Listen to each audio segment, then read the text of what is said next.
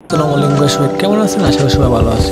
তো বড় গেমের আসরে দুই বন্ধু আলোচনা বললো, কি রে নাসি? বন্ধুকে বললাম হোয়াট কাশি?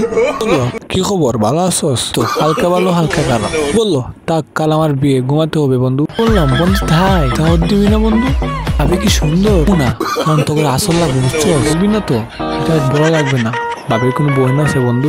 আছে, কিন্তু তোর মতো বেকার সাথে বিয়ে দিবে না। গেমে চলে গেল।